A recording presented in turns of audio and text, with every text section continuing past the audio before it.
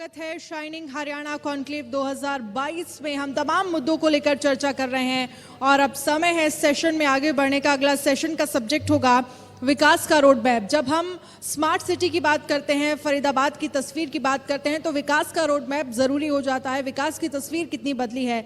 इस सेशन को होस्ट करेंगे मेरे सहयोगी अतुल प्रताप सिंह और इस सेशन के गेस्ट होंगे RC Gupta, MD RPS group, Dinesh Kumar, deputy labour commissioner. आप दोनों का ही बहुत बहुत स्वागत है सर। स्टेज पर आइए और उसके बाद चर्चा की शुरुआत करेंगे। और इस सेशन को होस्ट करेंगे Devendra. Devendra please come on stage और इसके बाद इस चर्चा की शुरुआत करेंगे कि विकास के रोड मैप पर जो फरीदाबाद की तस्वीर है वो कितनी बदली है, यहां पर संभावनाएं कितनी बढ़ जाती हैं विकास को लेकर और कितना विकास होना जरूरी है फरीदाबाद में। Over to you Devendra.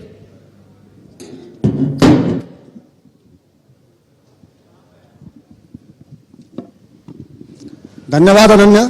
Shining Haryana में हम लगातार जिक्र कर रहे हैं मूलभूत सुविधाओं से लेकर शिक्षा, एजुकेशन, हेल्थ, ये तमाम ऐसे मुद्दे हैं। इसके साथ साथ में हमारे साथ चूंकि दो खास मेहमान जुड़ गए हैं, आरपीएस ग्रुप के एमडी हैं आरसी गुप्ता। इसके साथ साथ में चूंकि इसको कामगारों की नगरी फरीदाबाद को कहा जाता है, ऐसे में ज़रूरी हो जाता है कि उनका भी इस मंच से जिक्र किया जाए। और उसके लेकर हमारे साथ में deputy labour commissioner Dinesh Kumar जुड़ चुके हैं। शुरुआत आपसे कर लेते हैं गुप्ता जी। चूँकि कामगारों की नगरी का तो मैं जिक्र कर ही रहा हूँ, लेकिन इसके लिए आवास की बहुत ज़्यादा ज़रूरत है। आप एक बड़ा ग्रुप आरपीएस किस तरह से इस ज़रूरतों को पूरा कर रहे हैं? Please repeat. जो कामगारों की नगरी है, क्योंकि एक लाखों की यहाँ की आबादी है और ऐसे लोगों के लिए आवास की बेहद ज़रूरत है। और एक बड़ा ग्रुप आप आरपीएस लोगों की जो ज़रूरत है उनके मकानों के लिए, हाउसिंग को लेकर किस तरह से उसे पूरा कर रहे हैं आप? हम लोगों को क्वालिटी के मकान और रीज़नेबल कॉस्ट में उपलब्ध करा रहे हैं। सन 2005 से हमारे द्वारा उपलब्ध कराए हुए मकान बहुत स्पेशियस हैं, वास्तु फ्रेंडली हैं और क्वालिटी उनकी काफ़ी उत्तम है और बड़ी रीज़नेबल कॉस्ट पे हम यहाँ प्रोवाइड करा रहे हैं। वो अफोर्डेबल हाउसिंग भी उपलब्ध करा रहे हैं, जिससे मध्यम वर्ग के आय के लोगों के लिए, जो निम्न मध्यम वर्ग के लोगों का आय के लोगों के लिए, उनके लिए रिहायशी मकान उपलब्ध हों। बिल्कुल। देखिए, आप मध्यम वर्ग की आप जिक्र कर रहे हैं। चूंकि आवास अफोर्डेबल हाउसिंग को लेकर सरकारें भी सतर्क हैं, सजग हैं और उनकी तरफ से कहा भी जा रहा है। लेकिन इसके साथ साथ में चाहे जिस तरह से लग्जरी फ्लैट्स की बात करते हैं, अमूमन जो बिल्डर हैं उनकी तरफ उनका ज़्यादा ध्यान रहता है। लेकिन आप जब जिक्र करते हैं कि आम लोगों के रहने के लिए, उसको लेकर किस तरह से देखते हैं? और फरीदाबाद की चूंकि खासतौर से आबादी का मैं एक बार फिर दोबारा जिक्र कर रहा हूँ, उसके ज़रूरतों के हिसाब से आगे कैसे बढ़ाया जाए रियल एस्टेट को लेकर?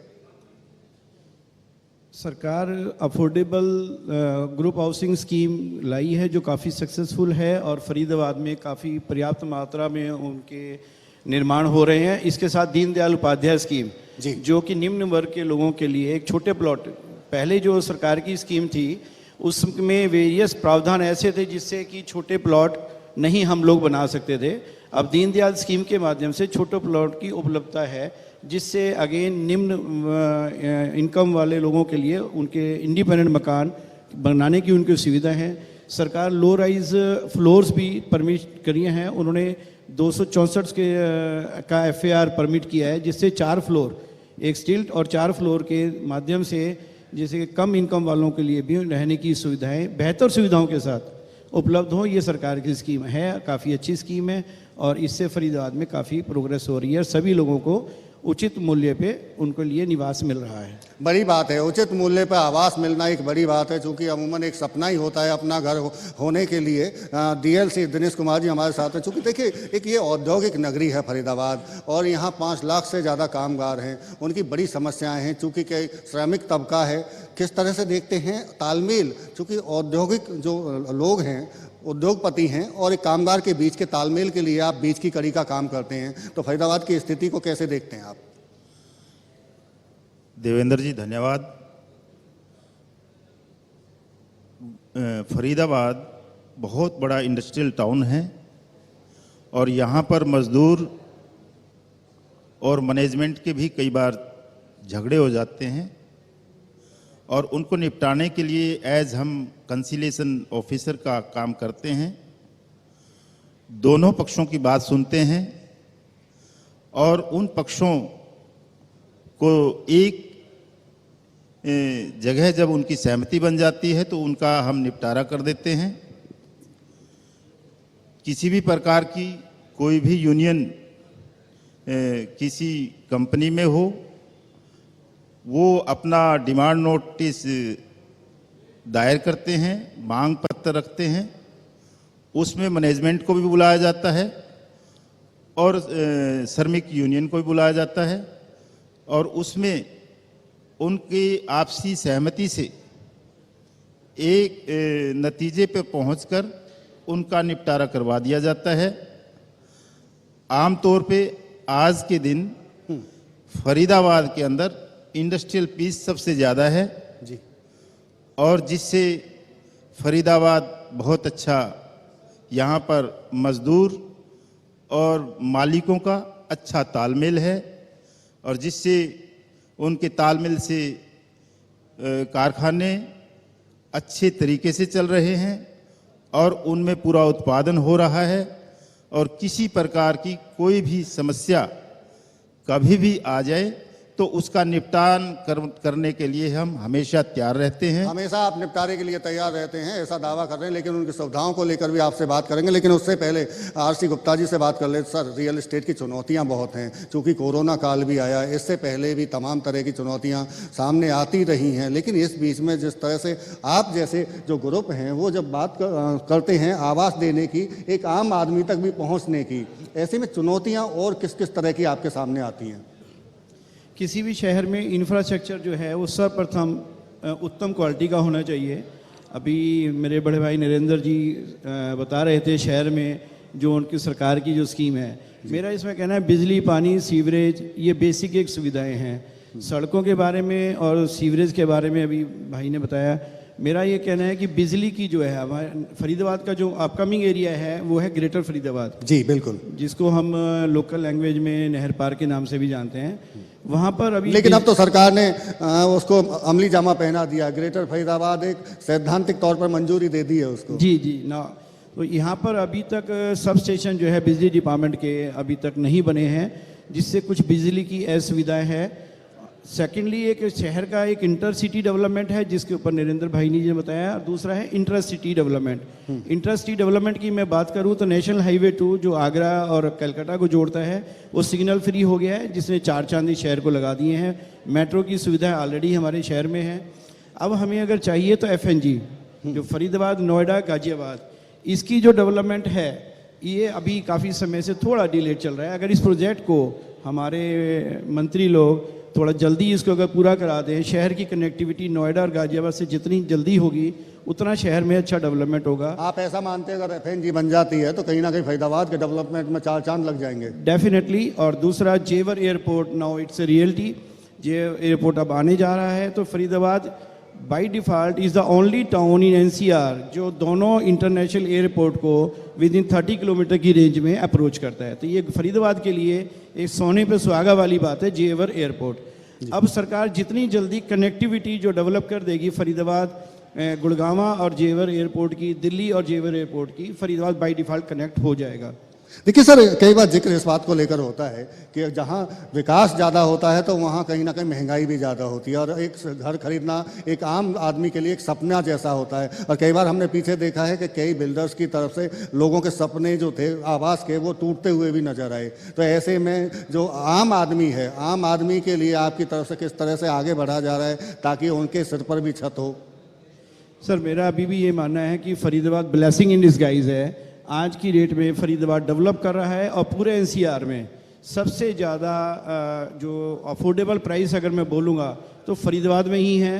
पूरे NCR में जिस भी व्यक्ति को आवासीय अगर कोई परियोजना में लगाना है तो फरीदाबाद में उसका स्वागत है। और पूरे NCR में सबसे बेहतर कॉस्ट के ऊपर और बेहतर सुविधाओं के साथ। और दूसरा, फरीदाबाद शहर की एक और बहुत अच्छी खूबसूरती है, मेरा ये मानना है कि पूरे फरीदाबाद में सबसे बेहतर सोशल लिविंग वो अगर है कहीं एनसीआर में तो सिर्फ फरीदाबाद में है।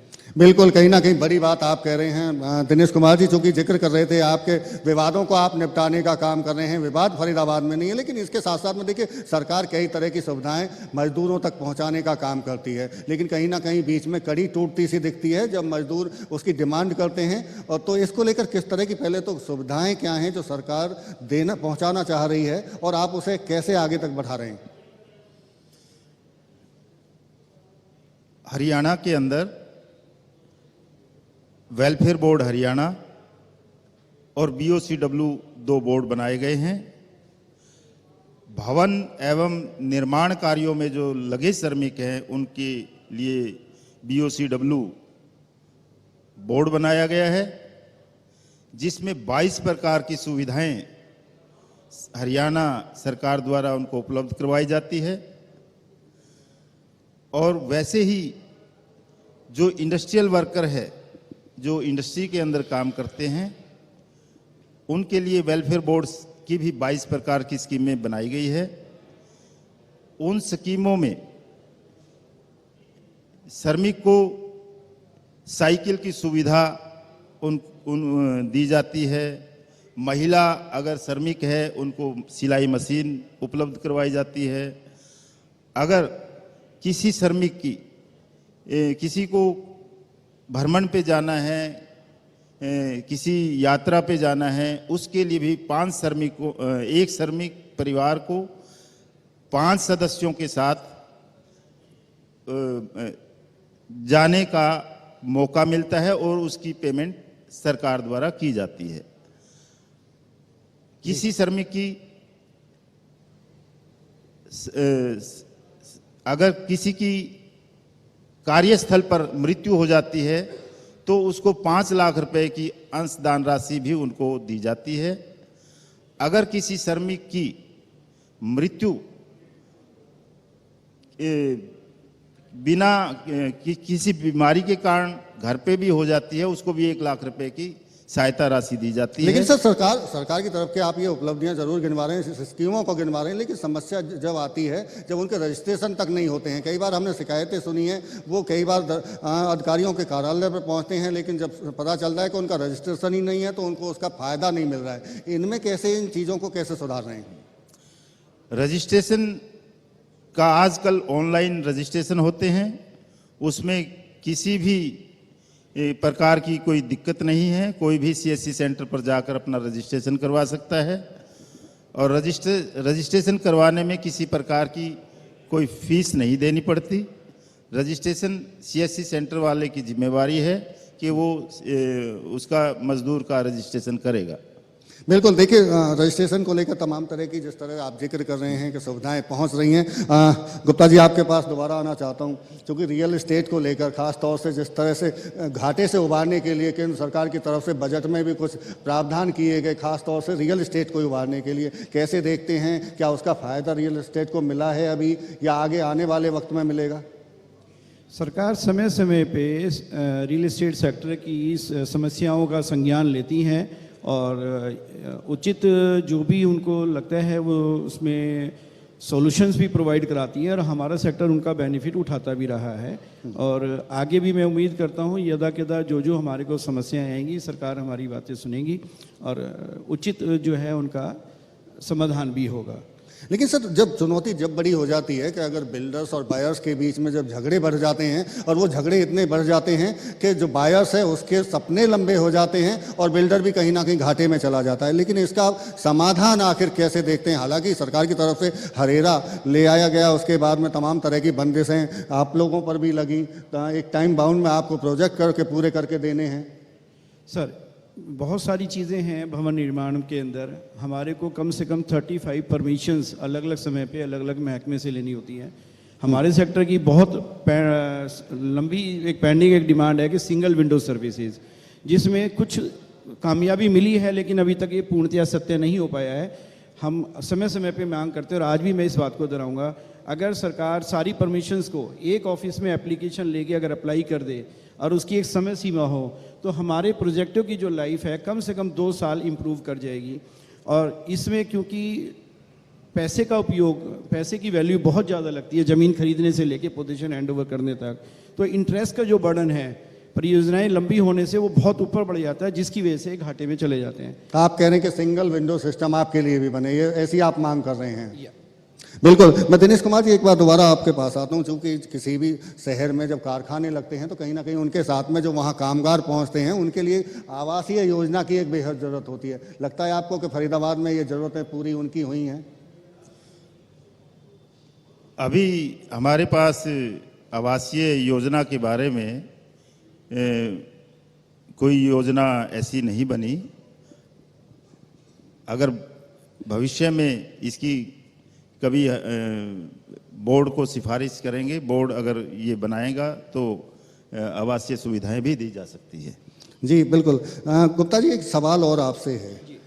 फरीदाबाद का आप जिक्र कर रहे हैं, ग्रेटर फरीदाबाद का खास तौर से, अगर यहाँ की जो चुनौती हैं सरकारी तौर पर या जो विभिन्न विभाग हैं जो वहाँ काम कर रहे हैं, क्या क्या लगता है कि अभी क्या कमी रह गई हैं और जिनके लिए अभी इंतजार और करना पड़ रहा है आपको? मैं यहाँ पे ग्रेटर फरीदाबाद यानी पूरे फरीदाबाद की तरफ से कहना चाहूँगा कि Faridabad once upon a time 1970 में मैनचेस्टर ऑफ इंडिया कहलाया जाता था। बिल्कुल।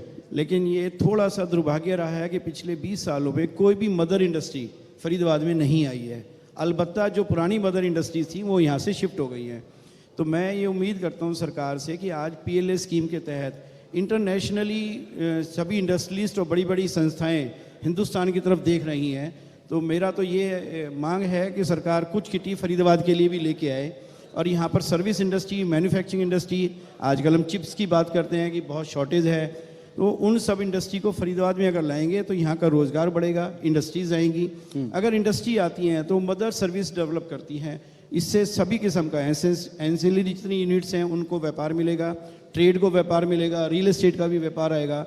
और मैं ये विश्वास दिलाता हूँ कि जितने भी यहाँ डेवलपमेंट होगी, मेरा रियल एस्टेट सेक्टर और ख़ास तौर से RPS, चाहे हम भवन निर्माण की बात करें, अफोर्डेबल लग्जरी, हम प्लॉट्स की बात करें दीनदयाल के अंदर, या ऑफिस स्पेस की बात करें या कमर्शियल की बात करें, हर एक सुविधा को हम समय पे उपलब्ध कराएंगे और कोई शॉर्टेज नहीं होने दी जाएगी। लेकिन सर एक सवाल इसी में से निकलता है, जब आप चूँकि मदर इंडस्ट्री की बात करते हैं, ये तो सभी कह रहे हैं कि मदर इंडस्ट्री इतने सालों से नहीं आई है। विधायक जी बैठे नरेंद्र गुप्ता सरकार का अहम हिस्सा हैं, खुद उद्योगपति भी हैं ये, लेकिन वजह क्या मानते हैं आखिर मदर इंडस्ट्री आ क्यों नहीं रही है? सरकार भी अपने तौर पर प्रयास तो जरूर कर ही रही है, लगता क्या है आपको?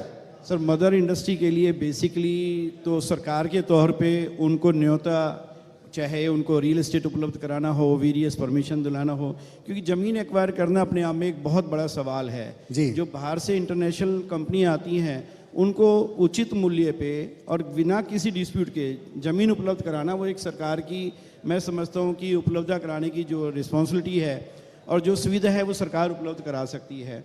अगर उनको ये सभी और सिंगल विंडो सर्विस, उनको जितनी भी परमिशन है इंडस्ट्री को, सरकार अगर इनको समयबद्ध तरीके से करे तो मैं नहीं समझता कि कोई भी बड़ी इंडस्ट्री यहाँ आने से कतराएगी।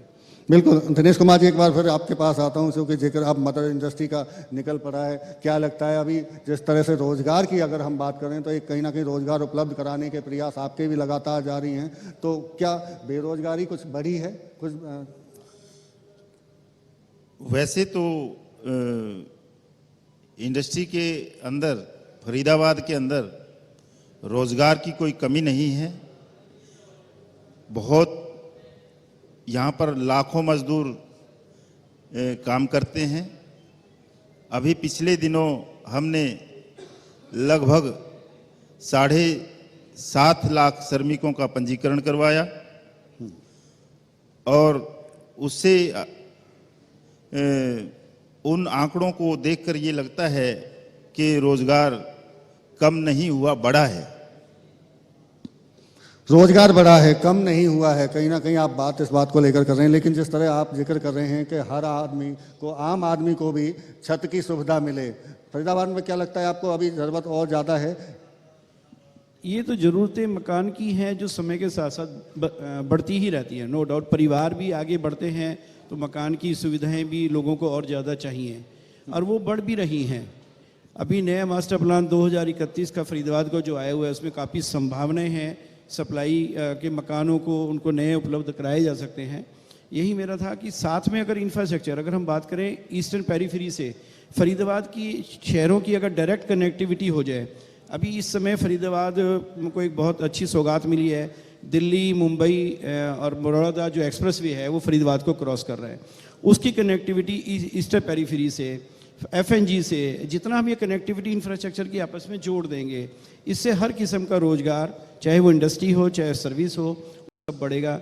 और यहाँ पर अभी मकान उपलब्ध कराने की बहुत सुविधाएं यहाँ पे मतलब स्पेस अवेलेबल है और वो उपलब्ध कराए जा सकते हैं। बिल्कुल, आने वाले समय में प्रयास आपके लगातार जारी हैं, क्योंकि जिस तरह से आवास की सुविधा तमाम, चाहे अफोर्डेबल हाउसिंग की बात करें चाहे लग्जरी फ्लैट्स की, ग्रेटर फरीदाबाद एक अपनी अलग पहचान बनाता जा रहा है। आप दोनों मेहमानों का बहुत बहुत शुक्रिया। एक छोटे से ब्रेक के लिए रुकते हैं, कार्यक्रम लगातार जारी है। धन्यवाद। बिल्कुल।